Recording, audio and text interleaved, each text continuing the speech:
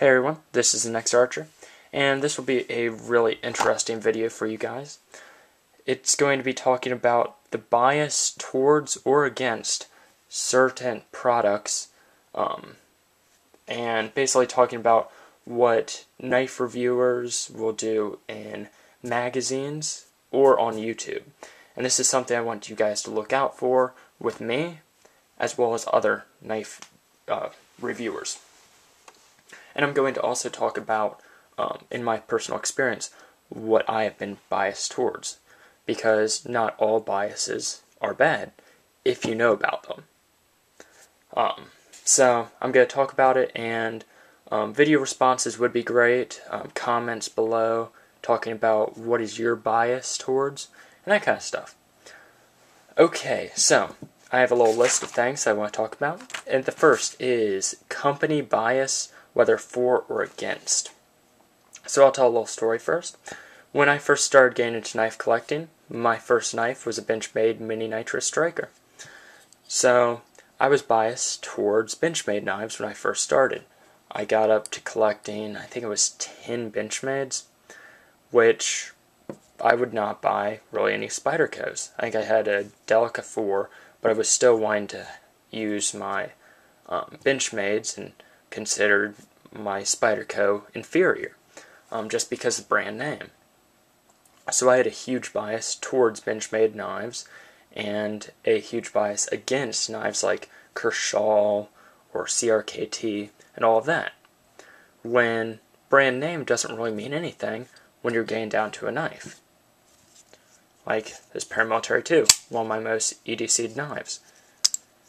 It has no difference with the name than my Benchmade. So, but I'm no longer biased towards Spydercos or biased for Benchmades. I haven't actually bought a Benchmade in a long time because of price. So I guess I'm biased towards the price. So, let's talk about the next thing. Bias towards certain blade steels.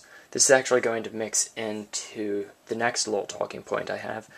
And, people will occasionally get a knife, let's say with S30V, people love S30V, and then they'll only get knives with that steel. And they won't try out anything else, and they'll say, this is the only good steel, you can't have knives in, let's see, LMAX, 154CM, or S35VN. Especially with S35VN, that's a bias towards with the S30V. A lot of people will have that. But with S35VN, one guy made a bad review about it, saying that it was a horrible steel, hardly lasted at all, and it's a great steel in my opinion. It's sharp, so that's a bias that people have started because of one guy's review. Or maybe two, I'm not sure. Although not all S35VN is bad. If it's a harder hardened. So that actually ties into the next little point. Lack of experience. I honestly will tell you guys that I have not tested my knives to the fullest. A lot of the information I get is from other people. I try to test my knives out as much as possible. As you can see, or as you have seen, I will carve on logs with my knives and do that kind of stuff. I do that off camera also. To test my knives, I've sharpened my knives myself on my Spyderco Sharp Maker, so I can at least get the experience, although I am still lacking experience. So some of my information I get, or a lot of it actually, is from other people gathering it, and it can be wrong. So you're going to want to make your own opinion, which is the next talking point. Everything I say, as well as other people say, are their opinions. This knife might be comfy in my hand, but could be extremely uncomfortable in yours. Ergonomics, my fingers are very long and skinny. This knife might not be good for somebody with short, chubby fingers. So, opinion is a big part of knife reviews as well. Sharpness, that's one thing that you have to really look at, because anybody can get, well, I shouldn't say anybody can get any knife sharp, but this is a buck knife and uses 420 HC steel. Razor sharp. Okay, it's not that razor sharp right now because I've been using it on a bunch of cardboard, but that's just as sharp as S35BN or L-Max. You can get almost all knives razor sharp, no matter what the blade steel. There are some exceptions, but sharpness doesn't have to do much with a knife. It just shows how well the knife owner can sharpen. So that is one bias for knife steels, is how sharp they can get. Although when you're getting extreme sharpness, there is limitations for knives.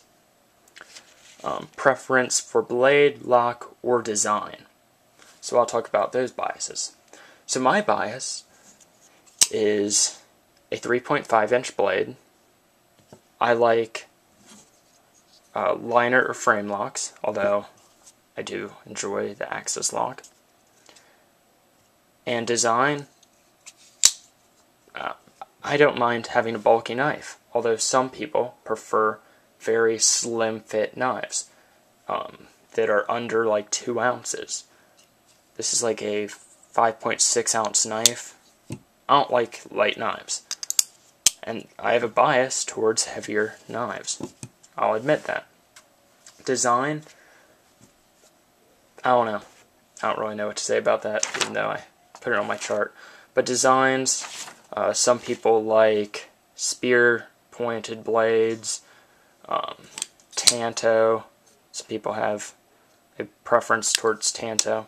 I'll go back up to a bias for or against a company, and that's going to kind of go into blades. One of the reasons I don't buy a Emerson is because I have a bias towards chisel grinds. I hate chisel grinds. I actually bought this Benchmade CQC7 because it was cheap and because it was a Benchmade, not because it had a chisel grind. I actually bought it to resell, but that's another story. So, my next point is elitism. There is a lot of YouTubers, as well as knife people in magazines and all of that, that will only buy a certain brand, like Benchmade, or Chris Reeve, or all of that, that you're considered a part of an elite group if you have that, like Strider, or Hinderer, or whatever. And they think all other knives aren't any good. This really goes to cold steel. People think they're too good for cold steel, which is a decent knife company for their knives. So, let's go to the next part, which is knife reviewers in YouTube are anonymous. So, you don't know who I am. You don't know who most of the other knife reviewers are. So, we could be given these knives, told, do a good review on them, and you would never know. And you'd be surprised at how many YouTubers are given all their stuff, or a good amount of money or stuff to review. Personally, I am not, but don't take my word for it, and all of that. Because I want you guys to even look for these things in my reviews, as well as everybody else's. Okay, the last talking point I'm going to say is country of origin. This is a big bias point, even to me. Country of origin really has nothing to do with the quality of a knife. It goes kind of to the elitism point, where some people will only say American-made knives are good, the other ones lack quality, and all that kind of stuff. Well, Chinese-made knives can lack quality, and American-made knives can lack quality. So really, country of origin has nothing to do with the quality of the knife. It's more, what does somebody prefer? And a lot of people will be very biased towards the country of origin. I am. I won't pay over $100 for a Chinese-made knife, although that's going to change with the Spyderco flipper knife, but that's another story. So, just wanted to say some of the biases and everything. Watch out for that on YouTube, and hopefully you guys liked this video. So, I look forward to video responses, comments, and everything, and I'll see you guys later. Bye.